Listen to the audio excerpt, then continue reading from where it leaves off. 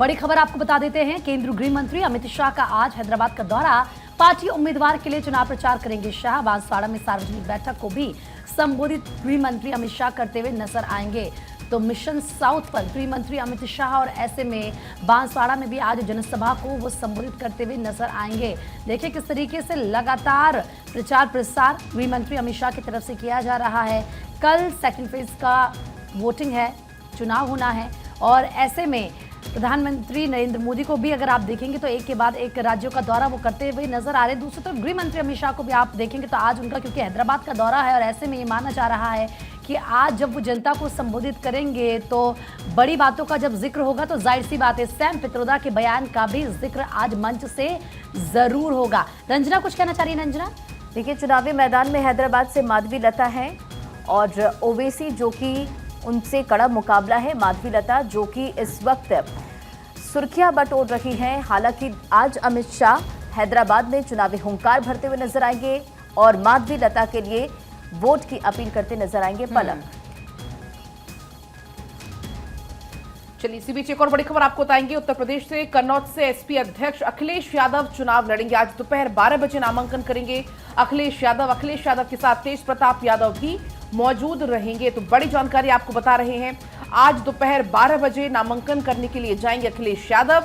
दोपहर 12 बजे आपको बता दें अखिलेश यादव पहुंचेंगे नामांकन के लिए। कन्नौज से एसपी अध्यक्ष अखिलेश यादव लड़ेंगे चुनाव। तो ये बड़ी जानकारी निकलकर सामने आई है। दोपहर 12 बजे का समय होगा जब अखिलेश यादव नामांकन के लिए जाएंगे और साथ में तेज प्रताप यादव भी मौजूद रहेंगे। तो बड़ी खबर आपको बता रहे हैं। एसपी अध्यक्ष अखिलेश यादव जो कि 12 बजे नामांकन के लिए जाएंगे। जी, और पलक इसी बुलेटिन के माध्यम से हमने बताया था दर्शकों को कि उम्मीद जताई जा रही है कि अखिलेश यादव कन्नौज से चुनाव लड़ते हुए नजर आ सकते हैं। पहले लगातार जो सस्पेंस था वो बरकरार था उनके नाम के ऊपर। इस बीच सपा चीफ अखिलेश यादव कन्नौज लोकसभा सीट से चुनाव लड़ेंगे, ये बात स्पष्ट हो गई है। तेज प्रताप यादव के नाम की घोषणा किए जाने के बाद स्थानीय नेता अखिलेश यादव पर चुनाव लड़ने का दबाव बनाया जा रहा था, ये कहा जा रहा था और इसके बाद ये माना गया था कि अखिलेश यादव खुद ही इस सीट से चुनाव लड़ेंगे और अब ये बात क्लियर हो गई कि अखिलेश यादव भी इस सीट से चुनाव लड़ने वाले हैं। रंजना बिल्कुल, बढ़ते खबरों में आगे और आंध्र प्रदेश के सीएम जगन मोहन रेड्डी नामांकन करेंगे। सीएम जगन मोहन रेड्डी आज नामांकन दाखिल करेंगे। पुलिवेंदुला विधानसभा क्षेत्र से एक नामांकन करेंगे दाखिल। तो बड़ी जानकारी आपको देते चले। देखिए सेकेंड फेज का प्रचार प्रसार थम चुका है। 89 सीटों पर वोटिंग है और आंध्र प्रदेश के सीएम जगन मोहन रेड्डी भी आज नामांकन दाखिल करेंगे। पुलिवेंदुला विधानसभा सीट से नामांकन दाखिल करेंगे जगन मोहन रेड्डी। तो देखिए जगन मोहन रेड्डी आज अपना नामांकन दाखिल करने वाले हैं, जिसको लेकर तमाम तैयारियां फिलहाल कर ली गई हैं। तस्वीरें भारत 24 आप तक पहुंचाता रहेगा।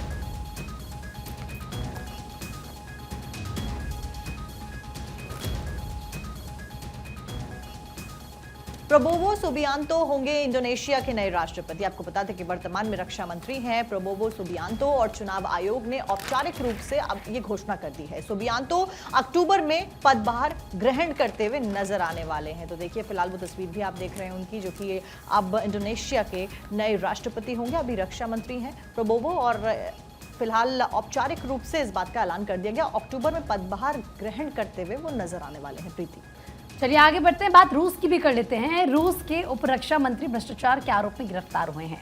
रक्षा मंत्रालय में बड़े पैमाने पर घूसखोरी हुई है, ये आरोप लगे हैं। अनुबंधों के जरिए की गई है घूसखोरी। वहीं इवानोव 23 जून तक न्यायिक हिरासत में रहेंगी। तो देखिए किस तरीके से जो रूस की उप रक्षा मंत्री हैं उनको गिरफ्तार किया गया है और ऐसे में उनकी मुश्किलें बढ़ने वाली है क्योंकि तमाम आरोप उन पर लगे हैं और भ्रष्टाचार का ये आरोप उनके ऊपर लगा है। ऐसे में आपको बता दें कि अब क्योंकि जो इनावो है उन्हें 23 जून तक न्यायिक हिरासत में लिया गया है। जाहिर सी बात है जिस तरीके से गंभीर आरोप है उसको लेकर सवाल जवाब उनसे किए जाएंगे। और अब आगे बढ़ेंगे, बात होगी सलमान खान फायरिंग के मामले की, जिसमें जांच के लिए दिल्ली क्राइम ब्रांच के अधिकारी मुंबई पहुंचे। आपको याद होगा फायरिंग की घटना को अंजाम दिया गया, तो फुटेज भी आपकी टीवी स्क्रीन पर आपको हम दिखा रहे हैं। आप इस पूरे मामले में जो गिरफ्तार दोनों आरोपी हैं उनसे पूछताछ की जाएगी। पूरे मामले में दिल्ली क्राइम ब्रांच के अधिकारी अब पूछताछ के लिए मुंबई पहुंच चुके हैं। लगातार मुंबई क्राइम ब्रांच भी इस पूरे मामले में पूछताछ कर रही है, लेकिन अब क्योंकि इसमें अलग अलग एंगल सामने आए थे, कुछ गुरुग्राम से भी इसमें एंगल निकलकर सामने आया था, अब हर एक मामले पर बारीकी से पुलिस इसमें पूछताछ कर रही है। रंजना, बढ़ते खबरों में आगे, दिल्ली शराब घोटाला मामले में के कविता की नियमित जमानत याचिका पर सुनवाई पूरी। राउस रेवेन्यू कोर्ट ने फैसला रखा सुरक्षित। कोर्ट 6 मई को नियमित जमानत पर फैसला सुना सकता है। देखिए, शराब नीति मामले में आपके तमाम दिग्गजों पर जिस तरह से शिकंजा कसा, उसी तरह से के कविता की जमानत याचिका पर भी फैसला सुरक्षित रख लिया गया। हालांकि जितनी भी सुनवाई हुई है, के कविता को अभी राहत मिलती हुई नजर नहीं आई है। उनकी मुश्किलें लगातार बढ़ रही है। हालांकि राउस रेवेन्यू कोर्ट ने फैसला सुरक्षित रखा है और इस पूरे मामले में अब 6 मई को नियमित जमानत पर कोर्ट अपना फैसला सुना सकता है। और देखिए, इसी पूरे मामले में घोटाले में शराब घोटाले के केजरीवाल की याचिका पर एनफोर्समेंट डायरेक्टरेट ने जवाब दाखिल किया है। ईडी ने केजरीवाल की याचिका का सुप्रीम कोर्ट में विरोध किया और हाई कोर्ट से राहत नहीं मिलने पर गिरफ्तारी की बात कही। तो कुल मिलाकर ये मामला आगे बढ़ता हुआ नजर आ रहा है और कॉम्प्लिकेट होता हुआ भी नजर आ रहा है। अरविंद केजरीवाल भी इस वक्त सलाखों के पीछे हैं और ऐसे में केजरीवाल की याचिका पर ईडी ने अब अपना जवाब दाखिल कर दिया है और सुप्रीम कोर्ट ने किया था विरोध। तो वहीं देखिए, हलफनामे के लिए केजरीवाल को कोर्ट से समय मिला है। अगली सुनवाई 14 मई को होगी। ईडी के समन नजरअंदाज करने का ये पूरा मामला है। तो जरा आप समझिए, हलफनामे के लिए केजरीवाल को अब समय मिला है कि वो जो हलफनामा दाखिल कर सकें। और जाहिर सी बात है, पूरा मामला गर्माता जा रहा है। अगर आप देखेंगे, पहले जो बातें अरविंद केजरीवाल की तरफ से की गई, उनके नेताओं की तरफ से बाहर की जा रही थी कि अरविंद केजरीवाल का जो शुगर लेवल है वो बढ़ रहा है। ये पूरा मामला गर्माता गया कि जेल प्रशासन उनको परेशान कर रहा है, बीजेपी के इशारे पर सब कुछ हो रहा है, कोर्ट हो गए। उसके बाद देखिए, उनको इंसुलिन की खबर सामने आई। कल आपने देखा कि न्यूज़पेपर में सबसे पहले यही खबर छपी हुई थी, प्राथमिकता खबर पहली बार जेल में इंसुलिन दी गई। पहली बार उनको जेल में इंसुलिन दी गई। वो कुछ कह रहे थे, ईडी की तरफ से कुछ कहा जा रहा था। इसके अलावा आप देखिए कि जेल प्रशासन की तरफ से अलग बातें कही जा रही थी। लेकिन अब हलफनामे के लिए केजरीवाल को कोर्ट से समय मिला है और अगली सुनवाई 14 मई को होगी। रंजना, आपकी न्यूज़ बिल्कुल, देखिए, अभी हम जिक्र कर रहे थे कि सीएम ही मुख्य साजिश करता है। ये ईडी की तरफ से हलफनामे में कहा गया है और इसे लेकर अखबारों में भी जिक्र है। और सुप्रीम कोर्ट ने बुधवार को दाखिल हलफनामे में आबकारी नीति से जुड़े धन शोधन मामले में मुख्यमंत्री अरविंद केजरीवाल को मुख्य साजिशकर्ता बताया है ईडी ने। और ईडी ने गिरफ्तारी को चुनौती देने वाली केजरीवाल की याचिका का विरोध करते हुए उन्होंने कहा कि दिल्ली सरकार के मंत्रियों, आप नेताओं और अन्य लोगों की मिली भगत से धन शोधन के अपराध को अंजाम देने में प्रमुख भूमिका निभाई है। यानी कि सीएम ही मुख्य साजिश करता है। और रंजना, क्योंकि जिस तरीके से अरविंद केजरीवाल ये कहते हैं कि उनकी गिरफ्तारी सही नहीं है, उसको लेकर भी एक बार फिर से देखिए किस तरीके से ईडी ने आबकारी नीति घोटाले से जुड़ी इस पूरे मनी लॉन्ड्रिंग मामले में दिल्ली के मुख्यमंत्री की गिरफ्तारी को जायज ठहराया है। सुप्रीम कोर्ट में एजेंसी ने कहा कि आरोपियों ने घोटाले से जुड़े 170 से अधिक मोबाइल फोन बदले हैं या फिर उनको नष्ट कर दिए हैं और सबूतों के आधार पर ही ये गिरफ्तारी हुई है। चलिए और अब आगे बढ़ेंगे। एक और बड़ी खबर आपको बताएंगे। शराब घोटाला मामले में मनीष सिसोदिया को नहीं मिली राहत। राउस रेवेन्यू कोर्ट में 7 मई तक के लिए सुनवाई को टाल दिया गया है। अब अगली सुनवाई तक उनकी न्यायिक हिरासत को बढ़ा दिया गया। तो ये जो परेशानियां हैं मनीष सिसोदिया की, वो लगातार बढ़ती जा रही हैं और अभी फिलहाल कोई राहत की उम्मीद नहीं है, क्योंकि अब जो अगली सुनवाई होगी वो 7 मई के लिए फिलहाल टाल दिया गया है। अगली सुनवाई तक वो न्यायिक हिरासत में ही रहने वाले हैं मनीष सिसोदिया। तो सिसोदिया को कोर्ट से राहत नहीं मिली। अगली सुनवाई के लिए तारीख मुकर्रर और राउस रेवेन्यू कोर्ट में 7 मई को अब सुनवाई टली है। बढ़ते खबरों में आगे बात महाराष्ट्र की। अमित शाह की चुनावी सभा की करते अमरावती में नवनीत राणा के समर्थन में वोट की अपील करते हुए नजर आए, जिसकी तस्वीरें आपने देखी। जनसभा को संबोधित करते हुए नजर आए और बीजेपी प्रत्याशी के पक्ष में उन्होंने वोट की अपील की है। तमाम अखबारों में भी इसका जिक्र है। लेकिन देखिए किस तरह से बीजेपी के जो तमाम दिग्गज है अलग अलग राज्यों में पहुंचे, चुनावी हुंकार भरते हुए नजर आ रहे और नवनीत राणा के पक्ष में यहाँ पर वोट की अपील करते हुए भी नजर आए केंद्रीय गृह मंत्री अमित शाह। और उन्होंने देखिए संबोधन के दौरान देश को भ्रष्टाचार, जातिवाद, परिवारवाद और तुष्टीकरण से मुक्त किया है, ये उन्होंने स्टेटमेंट दिया है प्रधानमंत्री नरेंद्र मोदी को लेकर। एक जमाने में उन्होंने कहा कि किस तरह से अपराध होता था, लेकिन आज सब कुछ सुचारू रूप से चल रहा है। कांग्रेस पर भी जमकर निशाना साधते नजर आए।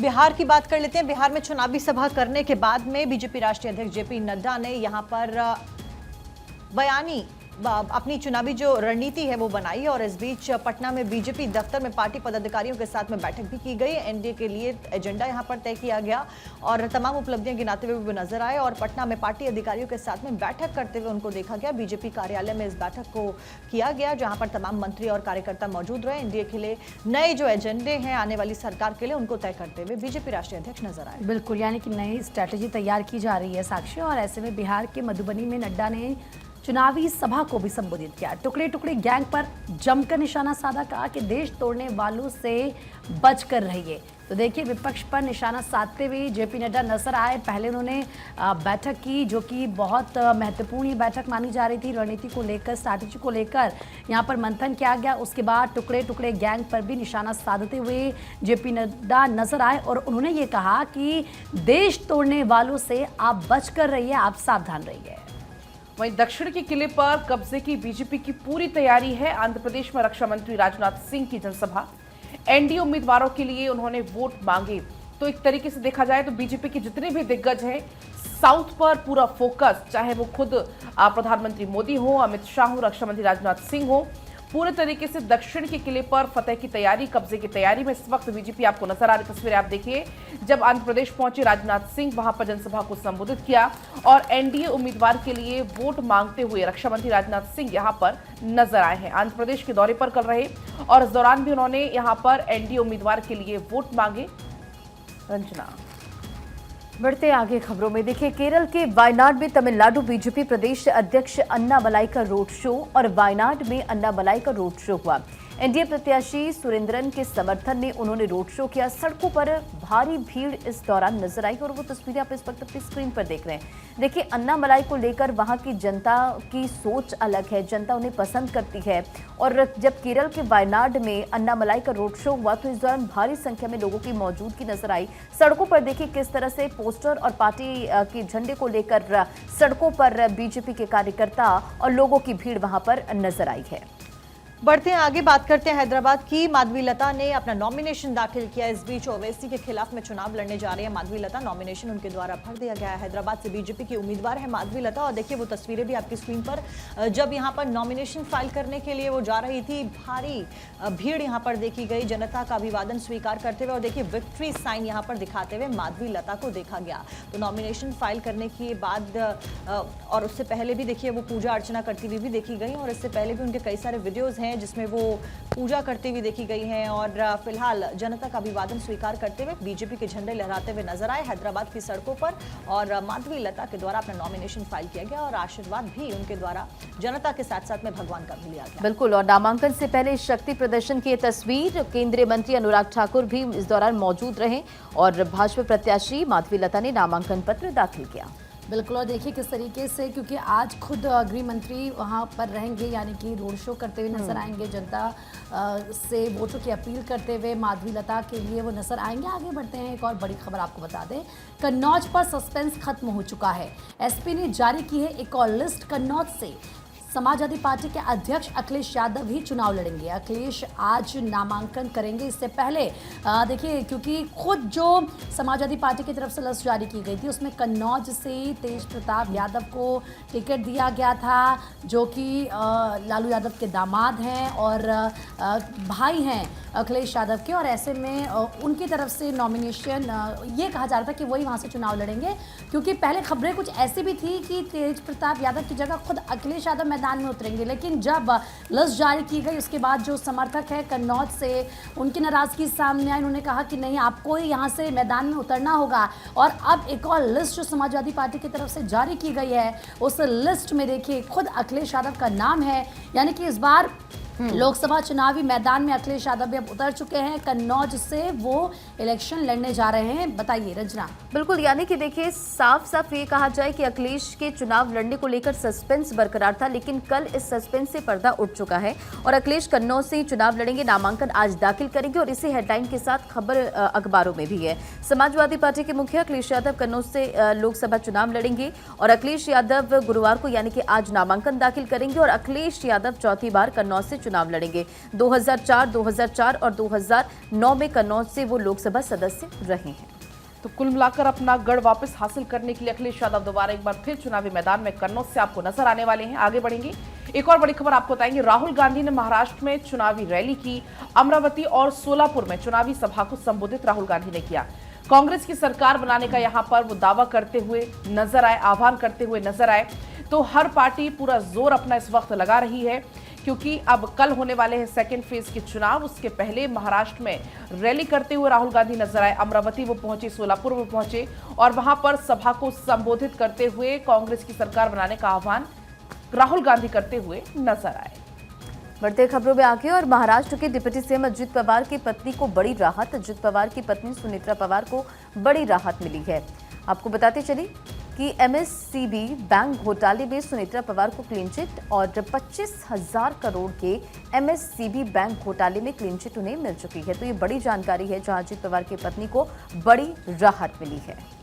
बात करते हैं त्रिपुरा से आ रही खबर की। त्रिपुरा में सीमा पार से घुसपैठ की जानकारी मिली है। बीएसएफ ने 5 रोहिंग्याओं को फिलहाल गिरफ्तार किया है, जिसमें 2 महिला, 1 बच्चे समेत 5 रोहिंग्या गिरफ्तार किए गए हैं। हैदराबाद जाने की कोशिश में सभी रोहिंग्या थे। अब फिलहाल इनको गिरफ्तार कर लिया गया है। जांच पड़ताल की जा रही है कि आखिरकार इनका मकसद क्या था और ये कहां से आ रहे थे और किस मंशा के साथ में आगे बढ़ रहे। 2 महिला, 1 बच्चे समेत 5 रोहिंग्या को गिरफ्तार किया गया है। त्रिपुरा में घुसपैठ की कोशिश को फिलहाल हमारी सेना के जवानों ने नाकाम किया है। बीएसएफ के जवानों ने 5 रोहिंग्या को गिरफ्तार किया है।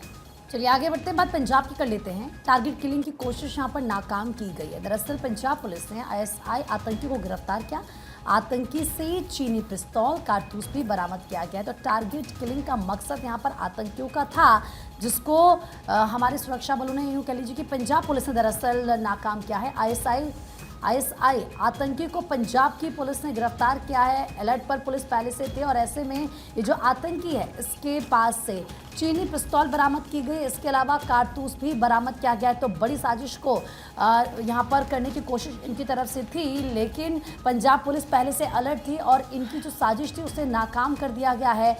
आईएसआई आतंकी को पंजाब पुलिस ने गिरफ्तार किया है। टारगेट किलिंग की कोशिश करके ये यहाँ पर दहशत फैलाने की कोशिश करने वाले थे। एक रणनीति इनकी तरफ से तैयार की गई थी, किस तरीके से गलत मैसेज स्प्रेड किया जाए, लेकिन पंजाब पुलिस ने मुस्तैदी दिखाते हुए देखे किस तरीके से आईएसआई आतंकी बताया जा रहा है। आईएसआई आतंकी है जिसको गिरफ्तार कर लिया है और ऐसे में ये माना जा रहा है कि एक बहुत बड़ी वारदात को ये अंजाम देगा।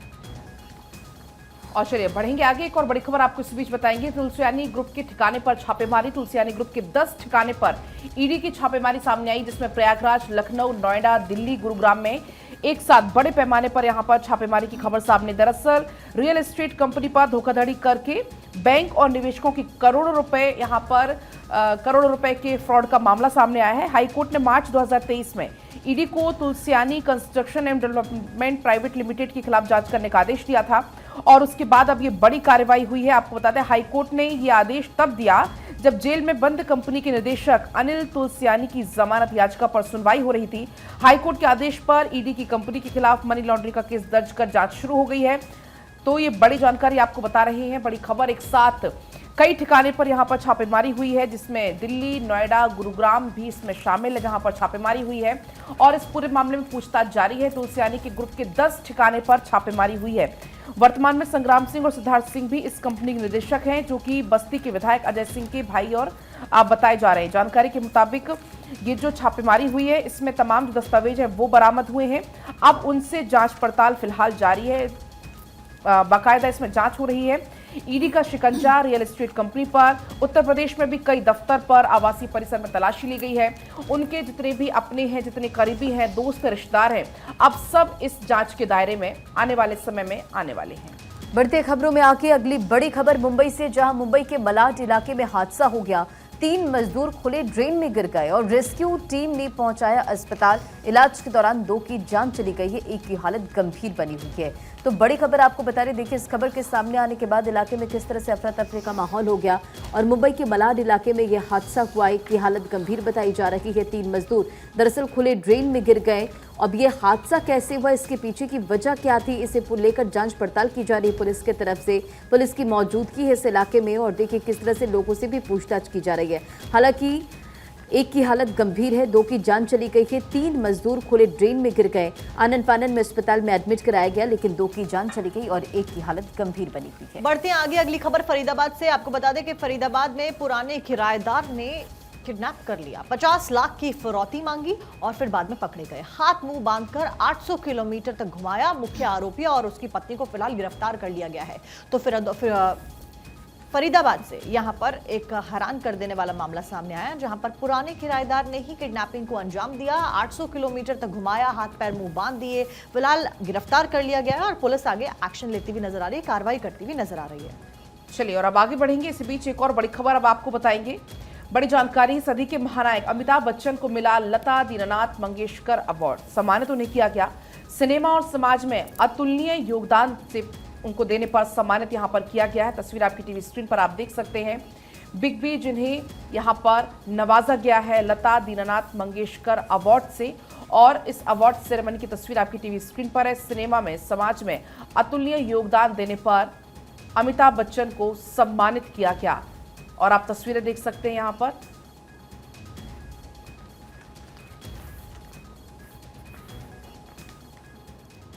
आगे बढ़ते हैं। कोर्ट में आज कौन कौन से केसेस जिन पर सुनवाई होनी है आपको बता दें। लैंड फॉर जॉब कथित घोटाले से जुड़ा मनी लॉन्ड्रिंग का पूरा मामला है। कारोबारी अमित कात्याल की जमानत पर सुनवाई। ऐसे में राउज एवेन्यू कोर्ट में होगी नियमित जमानत पर सुनवाई। आपको बता दें कि दिल्ली जल बोर्ड से जुड़ा मनी लॉन्ड्रिंग का पूरा मामले में दायर चार्जशीट पर सुनवाई। आरोपी देवेंद्र मित्तल की भी जमानत पर होगी सुनवाई। रावत एवेन्यू कोर्ट सुनवाई करेगा। तीसरे मामले की बात करें तो क्या निजी संपत्ति को समुदाय के भौतिक संसाधनों के तहत लाया जा सकता है या नहीं, इस मामले पर सुप्रीम कोर्ट की संविधान पीठ में कल भी जारी रहेगी सुनवाई। आपको बता दें कि पंजाब हरियाणा हाईकोर्ट को लेकर नैना और 5 विधायकों की सदस्यता रद्द करने के मामले में सुनवाई होगी। आदित्य सिंह चौटाला ने दल बदल कानून के अंतर्गत विधायकों का अयोग्य ठहराए जाने की मांग की थी। तो ये मामले जिन पर सुनवाई